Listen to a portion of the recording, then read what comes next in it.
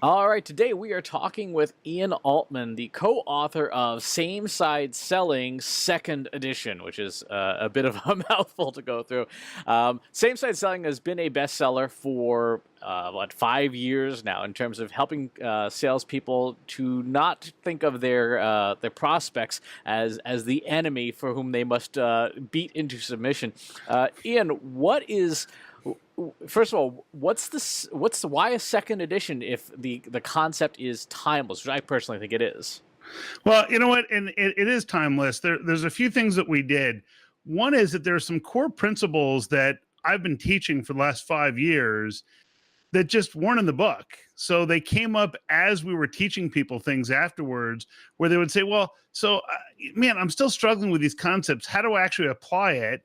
And so there's a concept that we have in the book now called the SameSide quadrants, for example, which for those people who've ever seen me speak on stage, I've probably shared the SameSide quadrants 500 times, and it's not in the book, or it wasn't in the book, and now it's in the second edition. And there are things that when we wrote them in the first edition, we thought, man, this is absolutely critical. This has to be in the book.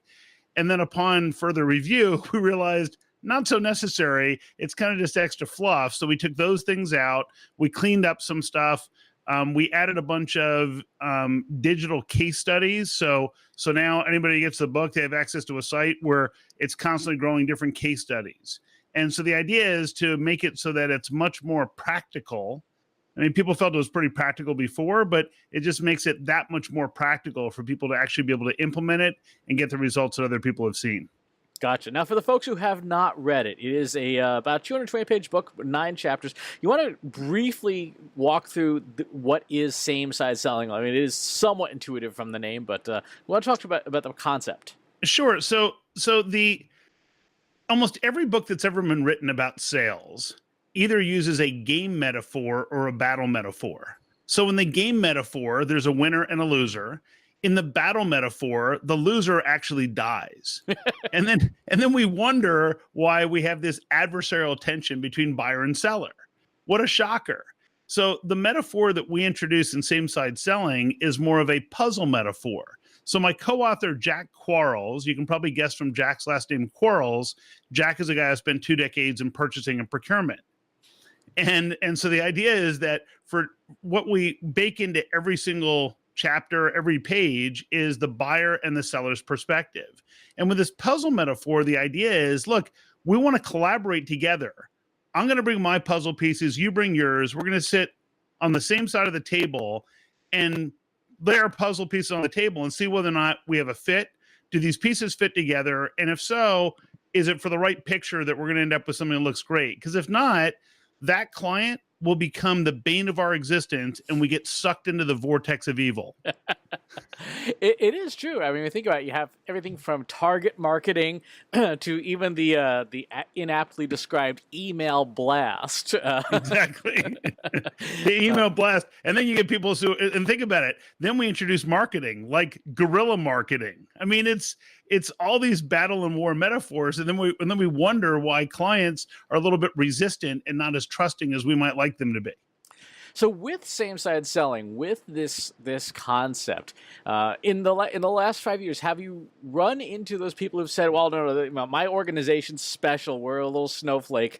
This won't work for us." Have you run into those? And then, on further examination, have there been any cases where nope, the adversarial method is the way they have to go? You know what? I guess if somebody is a tort lawyer, I mean, the reality is there are some businesses, like, for example, in the legal profession, not as a seller, but if you're a litigator, it's very adversarial in nature. Oftentimes, each side is trying to take a position that is totally unrealistic and unreasonable to the other side. There are businesses like if people are buying and selling commercial property, you might not need to have a great relationship with that person after the transaction's done. The only place where same-side selling fits is if it's actually important that everyone gets along after the sale. Mm-hmm. So I would say that with the exception of, like, for example, if you were somebody, you probably don't need to be on the same side if you're a paid assassin. because the other person probably, it doesn't matter how much they're on the same side with you. So I guess that would be the exclusion, is paid assassins, not so much. The book is not for them.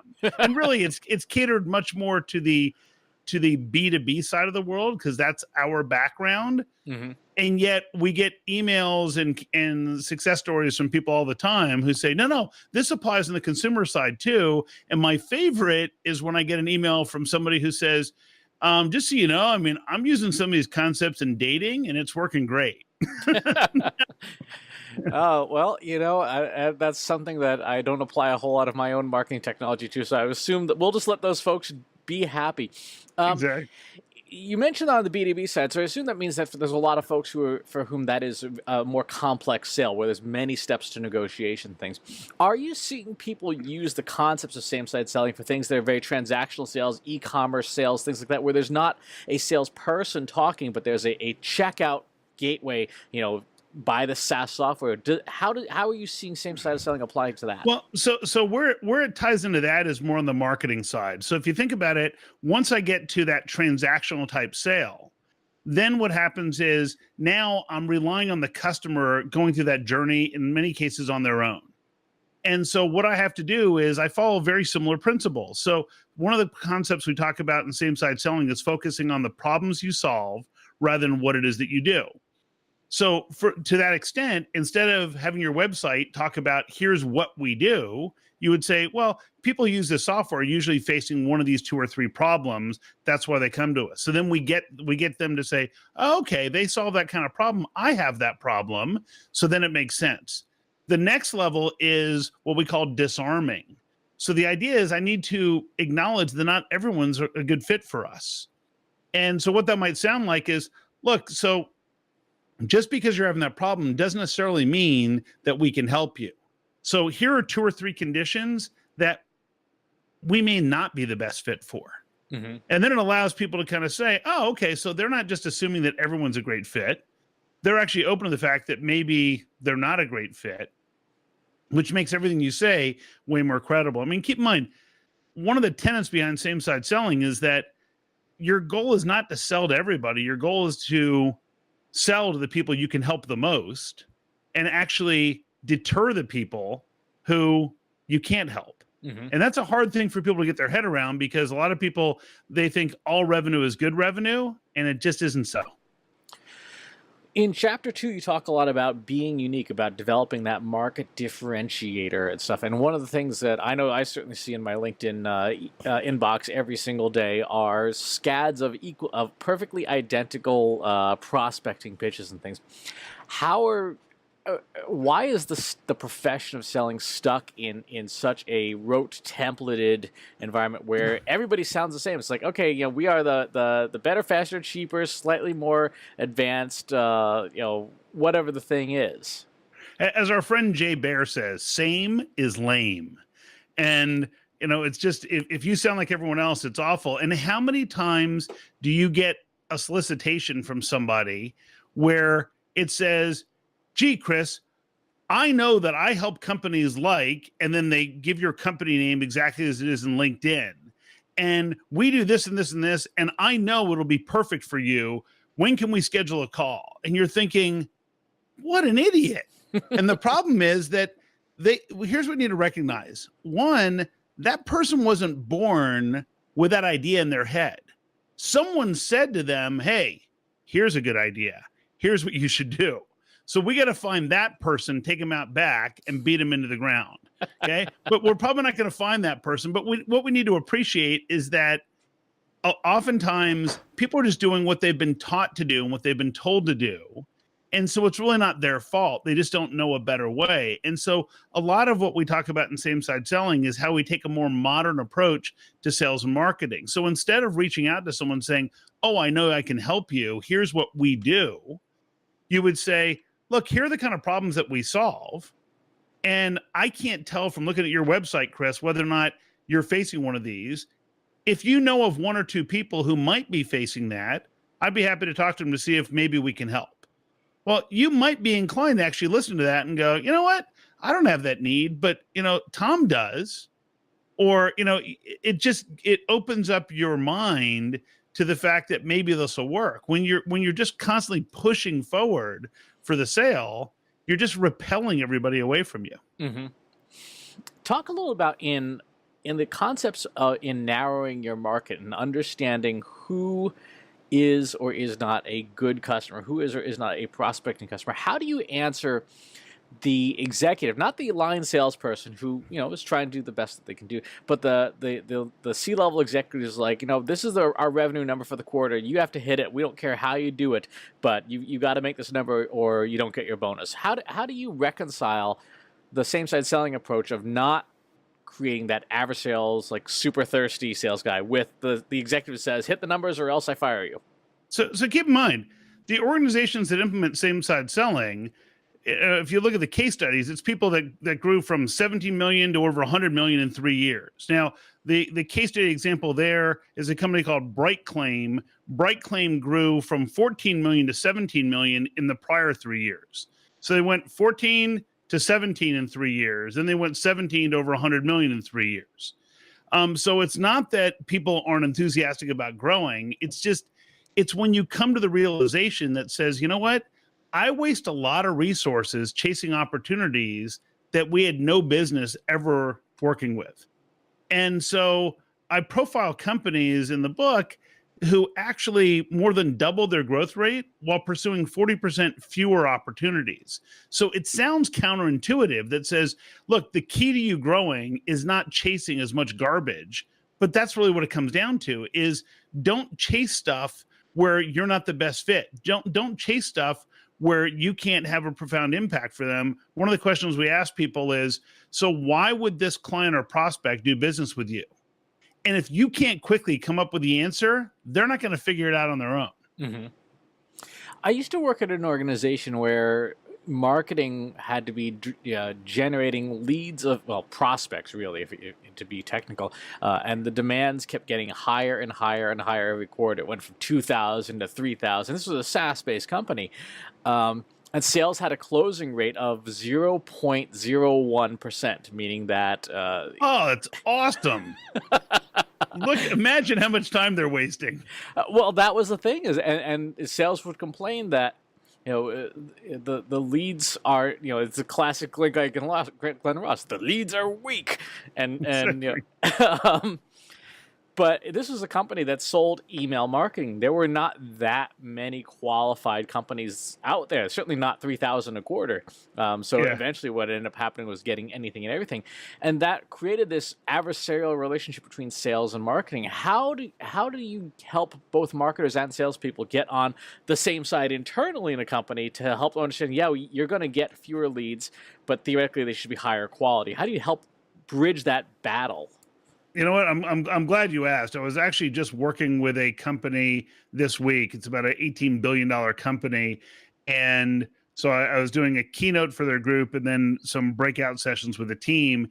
And the marketing organization actually said, we're going to be there to make sure that our marketing message is aligned for what sales needs, which is very refreshing because oftentimes I'll go into an organization, I'll work with marketing or sales, and then they're left to try and translate that to the other side of the organization. It usually doesn't happen. The challenge is that we get lazy, and as someone with your background in terms of analytics, you'll appreciate this. People will focus on the simplest numbers to measure in terms of activity, and they don't look at anything from a qualitative standpoint. So what they do is they say, for example, as you said in this other SaaS company, well, we need 3,000 leads. Well, why do you need 3,000 leads? Well, because our goal is to generate 30 new customers. And the way we do it is with 3,000 leads. Okay. What if there was a way to generate 50 new customers from 150 leads? Like, what if we could generate almost twice as much business by pursuing dramatically fewer opportunities, but being much more precise and intentional about what we go after? And that's part of what we try to teach in same-side selling, which is, look, don't waste your time chasing rainbows. Oftentimes you ask somebody in sales or marketing, well, who's your ideal client? And they usually give an answer that sounds something like, well, anybody who needs X is usually the answer. Anybody who needs this. So they might say, well, so anybody with more than 100 employees. Okay. So is IBM a good prospect for you? Oh man, we would love to have IBM. Okay. So why would IBM work with you? Well, I don't know that IBM would. Okay. So let's assume now that it's not anybody with more than 100 employees. There's probably an upper limit to the number of employees that you can adequately serve, right? Yeah. What is that? Well, I mean, I think we could probably get up to 1,000. Okay. So if they had 1,000, and you were the client, why would they pick you over someone else? Well, they probably wouldn't pick us if it was 1,000. Okay, so pretty soon they start narrowing it down to, all right, well, companies between 100 and 212. All right, fine. So what problems do those people have that you're really good at solving? And once you start getting that precise, all of a sudden you have a different lens. And now instead of saying, well, any company with a size, instead you say, you know what? If they were having this problem, it really doesn't matter if they had 200 employees or 500 employees, we could really help them. But if they don't have these 2 or 3 problems, then we're probably no better at helping them than anyone else. Great. Then don't focus there. Focus on the things where you can have a dramatic impact and don't waste your time elsewhere. Mm-hmm. How do you deal with the lack of differentiation, though, for a lot of companies? So I'll give you a simple example. Let's say I used to work at a PR firm. And that is a very commoditized industry. So when you say, well, what problems do you solve? Because I remember we did an exercise like this in one of our management meetings, and we help companies get awareness and trust, right? Sure. And we serve everybody. But you guys were very discerning. You only served people that had a pulse. Exactly. But the problem was, from an actual work and impact perspective of the things that people did, once they signed on the dotted line, if you were to put one firm's work next to another firm's work, there was zero difference. You could rip and replace the logo. Even the people were interchangeable. They all looked exactly the same. Like 90% of the staff the same haircuts. Same haircuts, everything. It was like robots. And when you have a case like that where there is a clearly defined problem, there's a company that need awareness and trust that don't have it, but all the competitors are exactly identical. How do you use the SameSide selling method to distill out a more nuanced, unique factor? Well, so when you start getting into the problems you solve, so the notion of, well, we help people who aren't getting enough attention for their ideas is fine. So let me use like a technology example. So there are IT services companies that provide IT hosting, that provide technology support, help desk, managed services, that whole sector. It can be highly commoditized because there isn't a huge barrier to entry and there's a lot of people in that space. So the organizations that we worked with, and one of them is a case study in the new SameSide selling, what we looked at was, okay, are there certain markets where you have more experience than other people? Yeah, what are those? Well, trade associations, law firms, and professional services firms. Okay. So what are the things that are really important to lawyers? Well, I mean, they have to practice law. No. What are the things about their technology that they worry about? So now this is an organization who, when they reach out to their prospects, they say, well, when we talk to law firms, the 3 biggest concerns they have are, number 1, they're trying to attract younger associates and they realize that their technology is outdated. And so it's not relevant. So the associates say, well, look, if I can't just drag and drop stuff, if I can't get access to stuff on my phone, my tablet, wherever I am, then I'm not really interested. And it means they have trouble attracting people that are going to be critical to their succession plan.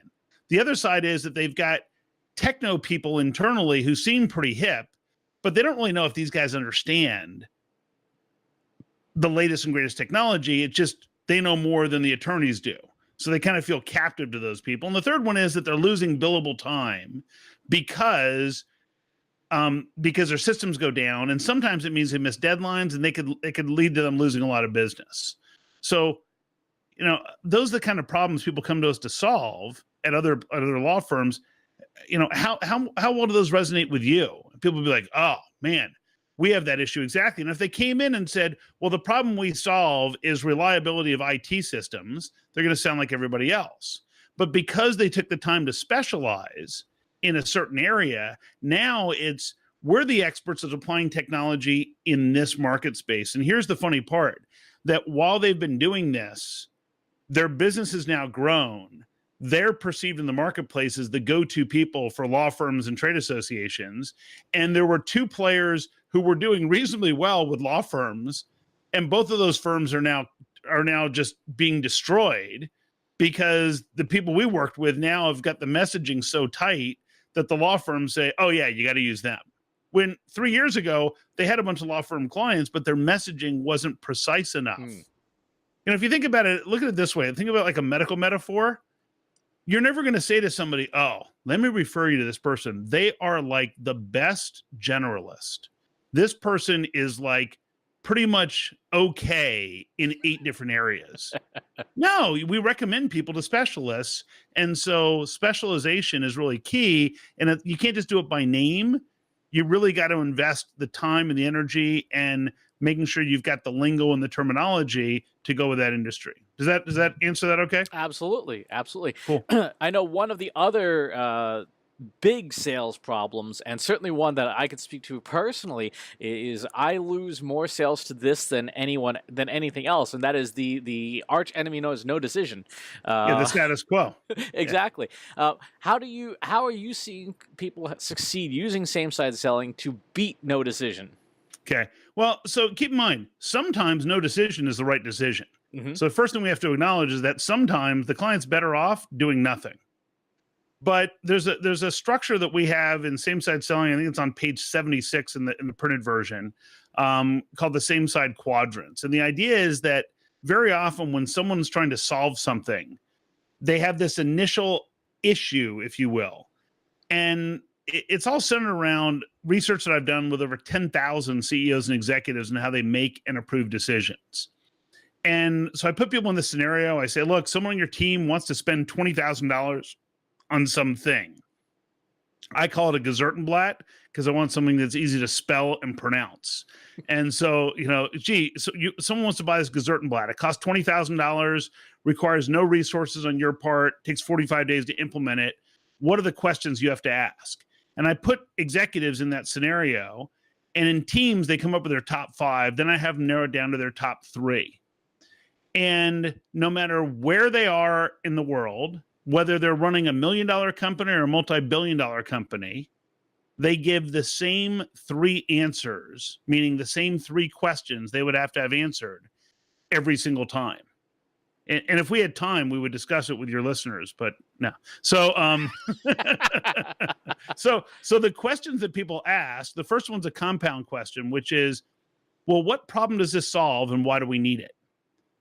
The second question they ask is, what's the likely result or outcome if we make this investment? And the third one is, what are the alternatives? So we need to make sure that through the process, we're focused with our clients to help them answer those questions. Because guess what? They're going to be asked those questions whether they realize it or not. So what problems it solve? Why do I need it? What's the likely outcome or result? So in same-side selling, in the second edition, we introduced something called the same-side quadrants. And the idea is that on a blank sheet of paper, you draw a vertical line down the center of the page, horizontal line across the center, creating 4 quadrants. It's a method for taking notes in a meeting. So in the upper left quadrant, we take notes about the issue, meaning, so what is it that inspired you to meet with us today? What were you hoping to accomplish? That kind of stuff. We take our notes up there. Then we want to find out why do they need it, which is the impact, meaning what happens if you don't solve this? And it's a simple question, which is after they've explained all that, you go, so what happens if you don't solve that? And then you take notes in that quadrant, and they're going to talk about all the things. And there's a whole series of questions that we give people to ask to uncover what happens if they don't solve it. And we ask them, compared to other things on your plate, how important is it to solve this right now? In the lower left quadrant, we take notes about the result. So it sounds something like this. It says, gee, Chris, just because you pay us doesn't mean we're successful. What could we measure together 6 months down the road to know that we're successful? What would be meaningful or impactful that you and I can look at so you can make sure that you can hold us accountable? Guess what? Less than 1% of vendors ever ask that question. And it's magic when you ask it. In the lower right quadrant, we ask some questions that most people haven't thought of, which is, we want to figure out who else needs to be involved, because we've all been involved in deals where someone's name came up in the 11th hour, we've never heard of them, and they killed the deal. So people have been trained to ask a question that is useless, but everyone asks it, which is, who's the decision maker? Right. And when you ask that question, it kind of is like this. If I said, if you and I were working together and you were the client and I asked the question, what's implied is this. So Chris, obviously the organization wouldn't entrust this decision to you. So who is the decision maker? I mean, that's kind of the way it comes across. Right. But instead we ask questions like, so who else would be most directly impacted by this issue? Who else would have an opinion about how we measure results? Who's likely to chime in who we haven't heard from before, who could either kill this deal or bless it? And then we find out who needs to be involved. And that gives us a method for figuring out if an opportunity is worth pursuing and not. As we're asking these questions and collecting the information, not only are we being convinced that the problem is worth solving, but guess who else is being convinced that the problem is worth solving? The customer. The customer is. So I often say that effective selling is not about persuasion or coercion. It's about getting the truth as quickly as possible. And the idea is that if the client and you have a shared understanding of the impact associated with not solving the problem and have a mutual understanding and belief in the results you can deliver, that's when people make decisions. When your client says, I don't know, I want to think about it, they either don't believe in the impact of not solving it, or they don't believe in the results, or both. So in a lot of sales organizations, particularly the ones I've had the experience working with, there is the sales professional, the business development executive who is doing the thing, and then there's typically an army of upfront folks who are doing essentially qualification. Two of the lessons in same-side selling are, don't force the fit and sell the value, not the price. But the lead qualification process almost goes opposite of that and say, okay, what do you have for budget? I'll write that down so I can hand to my sales guy. And do you do this? How do you adapt that lead qualification process to align with same-side selling? It's actually very straightforward. So if you think about it, the way people used to qualify was using an acronym called BANT. Oh, the IBM one from the 60s. BANT, budget, authority, need, and time sensitivity. So the idea was, well, we got to find out what their budget is. If the person has the authority, do they have a need? And is it time sensitive? So the problem with budget is that, let's say that, you live in the Northeast and all of a sudden in January, your furnace stops working. Now you may not have budget set aside to replace your furnace, but rest assured you're going to find the money because you don't want your family to freeze. So a budget is often extremely overrated and very misleading because people find money all the time for stuff that wasn't budgeted if it's important enough. So budget, not a good thing to qualify on. Authority used to be that, well, the boss said we're doing it, I guess we're doing it. And over time, and over time, leadership coaches have taught us that, if the team isn't bought in, then people aren't doing it. So even if you're the CEO, you're going to make sure your team is bought in. I'm working with an organization right now where it's a multi-billion-dollar company. The head of this division wants me to come in and help their team. And we agreed that the best way to do that is to make sure that the VP of sales and the head of marketing, that everyone's on board, because otherwise it's not going to go anywhere. Now, they could have forced this through, but I just said, look, that's not going to give you the best outcome. So we know that authority is misleading. Need is all about these quadrants. So the quadrants is all centered around need. And then we have time sensitivity. And guess what? That's also in essence part of the quadrants in terms of how important it is. So what we do is we replace BANT with the same side quadrant. So now when people are calling up, they say, oh, we've got some interest in this. Well, gee, what sparked your interest right now? Why is this important enough to spend money on? What happens if you don't solve it? Who else is impacted by this? What would success look like? Oh, you don't know? Who would know? And now we find out who the key players are, and it's a much better qualification opportunity. So many of the organizations that I work with, they have that same structure. It's just now they use the quadrants instead of old school methods for qualification. Gotcha. Okay, that makes total sense. Are you seeing... In just to sort of wrap up with the Deliver Impact chapter 9 in the book, Yep. Are you seeing salespeople's compensation change in some way, in any way that reflects that, to say like, hey, you get your upfront commission for the sale, but then there's a portion that's withheld until the person stays, if they remain a client for 3 or 6 or 9 or 12 months? Or more importantly, do they see the results? So it Mhm. could be at the beginning of the sales process. Now with the quadrants, we're actually identifying what's going to be measured in terms of results. So there are organizations I work with who have structured their compensation plans, and they don't say we're withholding things. They just say, "Oh, and you get a 10% overall bonus on the deal if in the time frame that you agreed to with the customer, if they get verifiable results." Now someone will say, "Well, but it's not my responsibility to deliver the results." No, but it is your responsibility to manage expectations appropriately with the client. So this way you're not selling hype, you're selling what you can actually deliver. And the interesting thing is, if you deliver results, you're likely to get repeat and referral business. And if you don't, people aren't going to see it as valuable. See, a lot of organizations, they sell resources, not results. Oh, I'm going to give you so many hours of this person's time. Never has a client thought, you know what I need like 27.4 hours of this type of labor category. No, they say, I have this problem. Here's what the solution looks like. Here's what a resolution looks like to that problem. And that's where we start to totally change the nature of the discussion, where we're focused on results rather than focused on resources. Makes total sense. Okay, where I assume you can buy the book where books are generally sold. Where would you like people to buy the book from, if anywhere?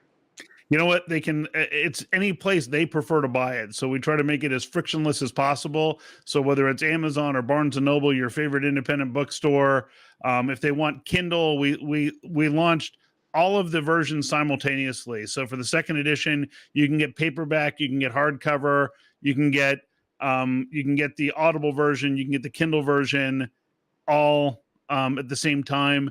Amazon sometimes does some interesting things. I noticed today that the paperback is selling for 20% more than the hardcover. I don't quite understand that, but we have no control over how they price it. So we thought that was kind of funny. We're actually trying to make it so anybody who bought the original version of the Kindle will just get an automatic update to the new version.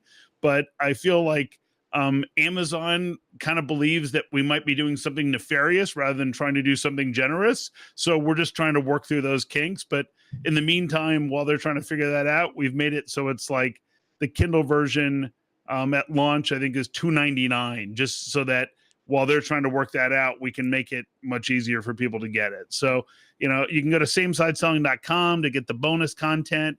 And of course, people can always find me everywhere on the planet at Ian Altman, either .com or on Twitter or everywhere else. All right, thank you so much, Ian, and I look forward to seeing lots of folks stop sending me terrible sales pitches.